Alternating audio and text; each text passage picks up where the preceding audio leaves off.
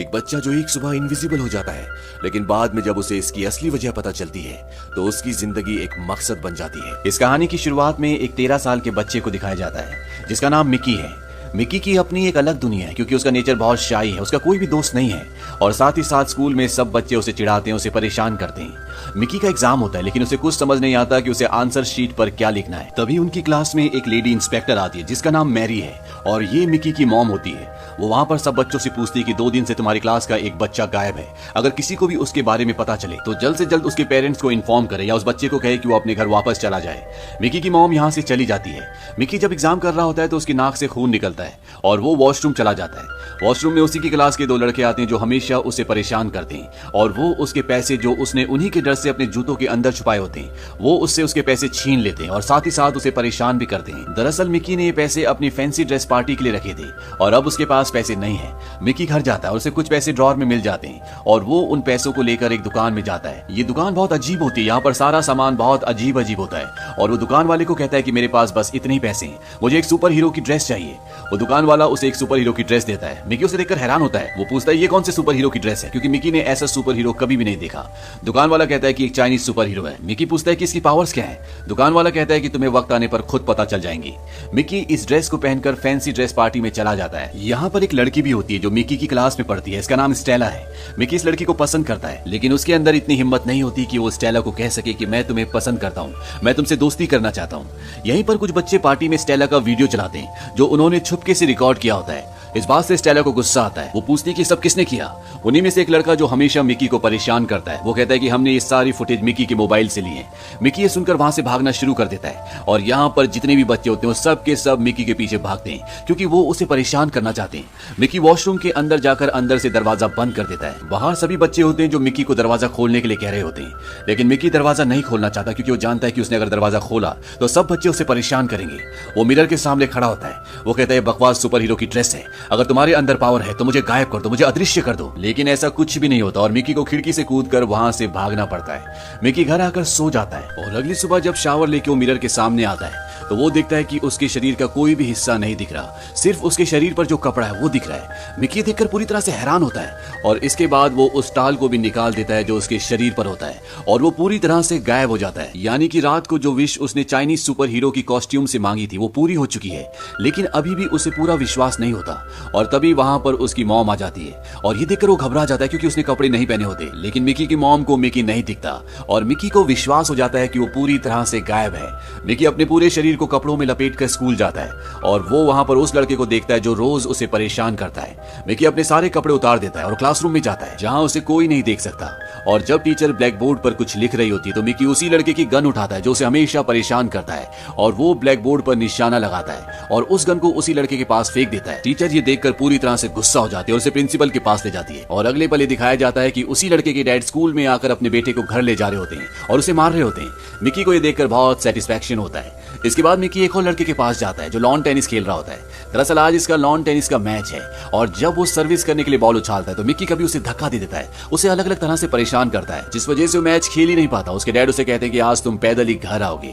Mickey इस लड़के को यहाँ पर डराता भी है और वो लड़का यहाँ से भाग जाता है। मिकी उस रूम में भी जाता है जहाँ पर उसकी आंसर शीट होती है और वो देखता है कि उसकी आंसर शीट में उसके नाम के अलावा कुछ भी नहीं लिखा होता और वो दूसरी आंसर शीट पर जिसपे सारे आंसर सही होते हैं उससे अपनी आंसर शीट पर लिखना शुरू कर देता है। यानी कि अब उसके एग्जाम में नंबर भी बहुत अच्छे आएंगे। मिकी जब बाहर जाता है तो वो देखता है कि वहां पर बहुत सारी लड़कियां होती जो उसी के स्कूल की हैं और तभी उनकी टीचर बोलती है कि सब शावर लेने जाओ और मिकी जब ये सुनता है तो उसकी आंखों में शैतानी उतर आती है और वो भी उन लड़कियों के साथ उस जगह पर चला जाता है जहां पर सभी लड़कियां शावर लेने के लिए अपने कपड़े उतार रही हैं और मिकी वहां बैठकर उन्हें देख रहा होता है और तभी एक लड़की उस जगह पर टाल फेंकती है जहां पर मिकी बैठा है और उसकी आकृति उभर आती है। सब लड़कियां धीरे धीरे उस आकृति की तरफ जाती है और तभी एक लड़की टाल हटाती है तो वो देखती है कि वहां पर मिकी बैठा हुआ है और उसने अपने शरीर में अंडरवेयर भी नहीं पहना, यानी कि वो बिना कपड़ों के उस जगह बैठा है जहां पर सारी लड़कियां कपड़े उतार रही हैं। दरअसल मिकी की बॉडी अब विजिबल हो गई होती है। मिकी को इस बारे में कुछ समझ नहीं आता और इसीलिए मिकी की मॉम को यहाँ पर बुलाया जाता है। मिकी की मॉम गाड़ी में मिकी से पूछती है ये सब क्या था, लेकिन मिकी अपनी मॉम की किसी भी बात का कोई जवाब नहीं देता। अब जब मिकी और मिकी की मॉम गाड़ी में बैठे होते हैं तभी मिकी की मॉम को कॉल आता है और उन्हें बताया जाता है कि स्कूल का एक और बच्चा गायब हो गया। यहाँ मिकी भी पूरी तरह से परेशान और हैरान होता है। उसे कुछ समझ नहीं आता कि वो गायब क्यों हुआ था, कैसे हुआ था और कैसे वो वापस अपने शरीर में आ गया। अगले दिन मिकी जब अपनी क्लास में होता है और उसका टीचर लेक्चर दे रहा होता है, तभी मिकी देखता है कि उसका हाथ गायब होना शुरू हो गया।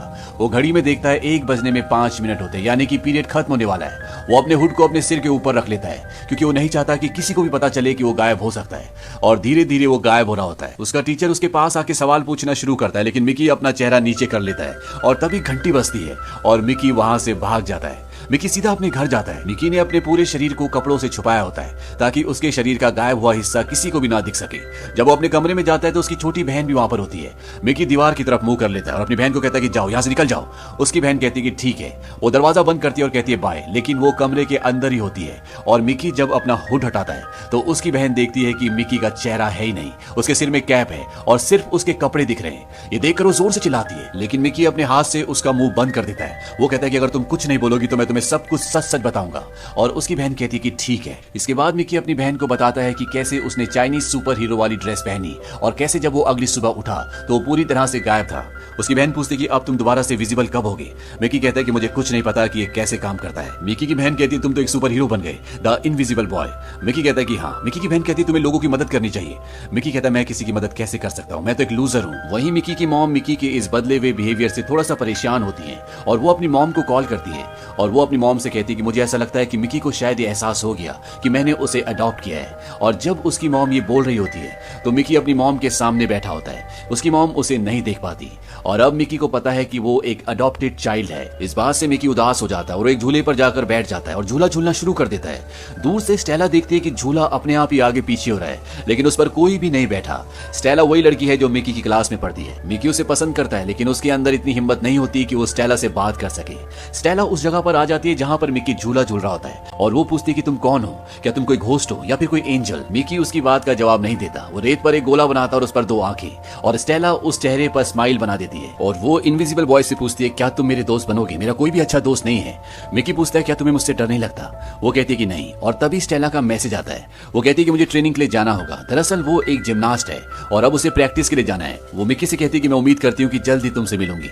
और ये कहकर वो वहां से चली जाती है और तभी दूर मिकी देखता है कि ब्रिज पर एक आदमी खड़ा है जो उसी की ओर देख रहा है। हालांकि मिकी इस वक्त गायब है, लेकिन मिकी को लगता है कि वो आदमी इसे देख सकता है और तभी वो आदमी अपनी स्टिक निकालता है और आगे बढ़ना शुरू कर देता है। दरअसल ये एक अंधा आदमी है। अब उसी रात को मिकी स्टेला के रूम पर जाता है और इन दोनों के बीच में बहुत सारी बातें होती हैं और इसके बाद ये दोनों ब्लैंकेट के अंदर चले जाते हैं और एक दूसरे को किस करना शुरू कर देते हैं। और तभी मिकी देखता है कि उसकी बॉडी विजिबल होना शुरू हो गई। इसीलिए वो ब्लैंकेट उठाकर अपने आप को छुपाता हुआ खिड़की से कूदने वाला होता है कि स्टेला उससे उसका नाम पूछती है। मिकी उसे अपना नाम नहीं बताता और खिड़की से कूदकर भाग जाता है। घर पर मिकी की बहन कहती है कि तुम्हें उसे अपने बारे में सब कुछ सच सच बता देना चाहिए कि तुम कौन हो, तुम उससे प्यार करते हो। और मिकी कहता है कि हाँ मैं ऐसे ही करूंगा। और वो उस जगह जाने लगता है जहां पर स्टेला इस वक्त प्रैक्टिस कर रही होगी। और जब वो वहां पर जाता है तो वो देखता है कि एक आदमी ने स्टेला को अपने कंधे पर उठाया हुआ है। स्टेला पूरी तरह से बेहोश है और वो उसे किडनैप करके यहाँ से ले जा रहा है। मिकी उसे रोकने की भी कोशिश करता है, लेकिन वो अभी इस सब के लिए बहुत छोटा है और साथ ही साथ इस वक्त वो विजिबल भी होता है, इसीलिए वो स्टेला की मदद नहीं कर पाता। और वो आदमी स्टेला को किडनैप करके यहाँ से ले जाता है। और ये स्कूल का तीसरा बच्चा है जो स्कूल से किडनैप हुआ है। वही किडनैपर्स को दिखाया जाता है। वो स्टेला की जांच करते हैं और आपस में बात करते हैं कि ये वो नहीं है जिसकी हमें तलाश है। और इसके बाद वो उसे कमरे में बंद कर देते हैं और वहां पर वो 2 लड़के भी होते हैं जो स्कूल से स्टेला से पहले किडनैप हुए थे। वहीं दूसरी तरफ मिकी घर पर पूरी तरह से परेशान होता है क्योंकि वो किसी भी तरह से स्टेला की मदद करना चाहता है, लेकिन अब वो इनविजिबल नहीं है और वो अपनी चाइनीज सुपर हीरो वाली ड्रेस को ढूंढता है ताकि वो दोबारा उसे पहन सके। और वो देखता है कि उसकी ड्रेस उसकी मॉम ने धो दी और वो धोने के बाद पूरी तरह से श्रिंक हो चुकी होती है। अब वो उसे नहीं पहन सकता। वो अपनी बहन को कहता है कि तुम्हें इसे पहनना होगा और जब उसकी बहन उस ड्रेस को पहनती है तो ड्रेस काम नहीं करती। उसकी बहन कहती है कि शायद ये तुम पर ही काम कर सकती है। इस बात से मिकी को गुस्सा आता है। वो अपनी मॉम के पास जाता है और कहता है कि तुमने मेरी ड्रेस क्यों धोई, तुमने सब कुछ खराब कर दिया। मिकी की मॉम कहती है मैं सब कुछ ठीक कर दूंगी। मिकी बहुत गुस्से में होता है, इसीलिए अपनी मॉम से चिल्लाकर बात कर रहा होता है। उसकी मॉम कहती है कि अपनी मॉम से ऐसे बात नहीं करते। मिकी कहता है कि तुम मेरी मॉम नहीं हो और वो वहां से भाग जाता है। और यहाँ पर दिखाया जाता है कि मिकी की मॉम के पीछे एक ग्लास होता है जो अपने आप ही चटक जाता है और इसकी वजह मिकी का गुस्सा होता है। मिकी यहाँ से दूर एक नदी के किनारे चला जाता है। वो अपने ख्यालों में खोया हुआ वहां बैठा होता है और तभी वहां पर वही अंधा आदमी आता है जिसे मिकी ने एक दिन पहले दूर ब्रिज के ऊपर खड़ा देखा था। मिकी उसे देखकर डर जाता है। वो अंधा आदमी मिकी से कहता है कि मैंने तुम्हारे दोस्तों को किडनैप नहीं किया। मिकी हैरान होता है क्योंकि यही बात मिकी अपने दिमाग में सोच रहा होता है। मिकी कहता है तुम्हें कैसे पता कि मैं ये सोच रहा था। दरअसल ये आदमी दूसरों का दिमाग रीड कर सकता है। हालांकि ये अंधा है, लेकिन इसे हमेशा पता होता है कि इसके आसपास क्या चल रहा है। मिकी इस आदमी से पूछता है कि तुम कौन हो। ये कहता है कि मैं तुम्हारा पिता हूं, I am your father. Mickey कहता है कि मेरे पिता एक पुलिस ऑफिसर थे, वो एक हीरो थे। मिकी को वो बताता है कि तुम्हें ऐसा बताया गया। इसके बाद वो अपने बारे में बताता है। वो कहता है कि मैं रशिया में पैदा हुआ था, मेरा परिवार था, मेरे दोस्त थे, सब कुछ अच्छा चल रहा था। और तभी वहां पर न्यूक्लियर बॉम्ब फटा, जिससे कई लोग रेडिएशन से मर गए, कुछ लोग बीमार हो गए और कुछ लोग पूरी तरह से बदल गए, और उनमें से मैं भी एक था। दरअसल इस न्यूक्लियर रिएक्शन की वजह से हमारे शरीर में ऐसे बदलाव आए थे जिससे हमारे अंदर अलग अलग तरह की शक्तियां आ गई, और इसीलिए वहां की जो आर्मी थी उन्होंने हमारा इस्तेमाल किया। वो हमारे जैसे और भी बनाना चाहते थे, लेकिन इसके लिए उन्हें पता करना था कि हम अपनी शक्तियों का इस्तेमाल कैसे करते हैं। इसीलिए उन्होंने हमें साइबेरिया में कहीं बंद कर दिया, और जिस तरह से लैब में चूहों का इस्तेमाल किया जाता है, हमारा भी उसी तरह से इस्तेमाल होने लगा। हमें बहुत वक्त तक वहां पर बंद करके रखा गया। धीरे धीरे वक्त बीतता रहा, और जैसे जैसे मैं अपनी पावर को इस्तेमाल करता रहा, मेरी आंखों की रोशनी जाती रही। वहां पर जितने भी स्पेशल बच्चे थे वो सब के सब बांझ थे, यानी कि उनके बच्चे नहीं हो सकते थे, सिवाय मेरे और तुम्हारी मॉम की। जब मैंने पहली बार तुम्हारी मॉम को देखा तो मैंने उसका दिमाग रीड कर लिया था कि वो भी मुझे पसंद करती है, और इसके बाद तुम पैदा हुए, और हम जानते थे कि ये आर्मी वाले तुम्हें हमसे छीन लेंगे, इसीलिए हम तुम्हें वहां से लेकर भाग गए। लेकिन आर्मी हमारा पीछा इतनी आसानी से छोड़ने वाली नहीं थी, इसीलिए तुम्हारी मॉम ने मुझे आगे जाने के लिए कहा। दरअसल तुम्हारी मॉम के अंदर वो पावर थी जिससे वो अपने आप को गायब कर सकती थी, लेकिन वो ज्यादा देर तक ऐसा नहीं कर पाई, और रशियन आर्मी ने उन्हें मार दिया। लेकिन मैं तुम्हें लेकर भागने में कामयाब हो गया, और अगले कुछ वक्त तक मैं तुम्हें यूरोप में लेकर घूमता रहा। लेकिन मैं जानता था कि आज नहीं तो कल वो लोग हमें पकड़ लेंगे, इसीलिए मैंने तुम्हारे लिए एक सुरक्षित घर चुना। दरअसल उस वक्त इंस्पेक्टर मैरी नई नई इस शहर में शिफ्ट हुई थी, और मैंने उसका दिमाग रीड कर लिया था कि वो मां बनना चाहती है, इसीलिए मैंने तुम्हें उनके दरवाजे के बाहर छोड़ दिया। और जब उन्होंने तुम्हें देखा तो उन्होंने तुम्हें अपना लिया, उन्होंने तुम्हें बहुत प्यार दिया। कभी भी उनके बारे में गलत मत सोचना। मिकी कहता है तो पावर उस ड्रेस में नहीं थी, पावर मेरे अंदर थी। वो आदमी कहता है कि हाँ, पावर तुम्हारे दिमाग में है, धीरे धीरे तुम इसे कंट्रोल करना सीख जाओगे, और तुम्हें अपने कपड़े नहीं उतारने चाहिए क्योंकि यहाँ पर ठंड बहुत ज्यादा है। और वो अपने बेटे को एक सूट देता है। वो कहता है तुम्हारी मॉम ने बनाया था, और इसे पहनकर भी तुम हमेशा इनविजिबल रह सकते हो। ये उनकी तरफ से तुम्हारे लिए एक गिफ्ट है। मैं हमेशा तुम्हारे आसपास रहूंगा, तुम्हें डरने की जरूरत नहीं है। और इसके बाद वो यहाँ से चला जाता है। वहीं दूसरी तरफ मिकी की मॉम को दिखाया जाता है। वो पूरी तरह से परेशान होती है क्योंकि शहर में जिस तरह से बच्चे गायब हो रहे होते हैं और जिस तरह से मिकी का बिहेवियर चेंज हो रहा होता है, इससे वो डिस्टर्ब होती है। यही उनके डिपार्टमेंट में एक पुलिस वाला जो कि साइकोलॉजिस्ट होता है, वो मिकी की मॉम मैरी से हमदर्दी दिखाता है, और मैरी उसे बता देती है कि विकी उसका असली बेटा नहीं है। इसके बाद ये दोनों उस जगह पर जाते हैं जहां पर मिकी होता है, क्योंकि यहाँ से एक बूढ़े आदमी ने जो यहाँ पर मछली पकड़ रहा होता है, उसने पुलिस स्टेशन में कॉल किया होता है कि यहाँ पर एक आदमी है जिसके बड़े बड़े बाल है, और मुझे शक है कि शहर से बच्चों को यही गायब करता है। लेकिन मिकी की मॉम और पुलिस वाले जब वहां पर पहुंचते हैं तो उस आदमी को कुछ भी याद नहीं होता, क्योंकि मिकी के डैड ने जाने से पहले उसकी याददाश्त को मिटा दिया था। दरअसल उनके पास ऐसी पावर भी होती है जिससे वो किसी की भी याददाश्त को मिटा सकते हैं। यहाँ पर जो साइकोलॉजिस्ट होता है वो मिकी की मॉम को कहता है कि मैं मिकी को घर ले जाता हूँ, और वो मिकी को घर ले आता है और घर को अंदर से पूरी तरह से बंद कर देता है। और यहाँ पर ये पता चलता है कि शहर में जो बच्चे अगवा हो रहे हैं उसके पीछे इसी आदमी का हाथ है, और अब वो मिकी को भी पकड़ना चाहता है। लेकिन मिकी अपनी शक्ति का इस्तेमाल करता है और वो गायब हो जाता है। दरअसल उसे अपनी शक्ति को अब कंट्रोल करना आ गया, और जब साइकोलॉजिस्ट को पता चलता है कि मिकी गायब हो गया तो वो उसे बताता है कि ये शक्ति तुम्हारी मॉम के अंदर भी थी, और पिछले कई सालों से हम तुम्हें ढूंढ रहे हैं। और अब ये मिकी को पकड़ने की कोशिश करता है, लेकिन मिकी अपनी शक्तियों का इस्तेमाल करके यहाँ से भाग जाता है, और वो एक लड़के की बाइक पर बैठता है। ये उसी के स्कूल में पढ़ता है, ये वही लड़का है जो उसे हमेशा परेशान करता है। लेकिन मिकी पीछे गायब होता है, उसे कुछ समझ नहीं आता। मिकी कहता है जल्दी यहाँ से निकलो, और ये दोनों यहाँ से निकल जाते हैं। अब ये एक सुरक्षित जगह पर पहुंचते हैं, और वहां पर मिकी विजिबल होता है और अपना नकाब हटाता है। ये मिकी को देखकर पूरी तरह से हैरान होता है। मिकी कहता है कि मुझे पता है कि हमारे तीनों दोस्तों को किसने किडनैप किया है। वो वही साइकोलॉजिस्ट है जो हमारे स्कूल में भी आया था, और अब हमें किसी भी कीमत पर अपने दोस्तों को छुड़ाना होगा। लेकिन इन्हें नहीं पता कि इनके दोस्तों को बंदी बनाकर कहां पर रखा गया है।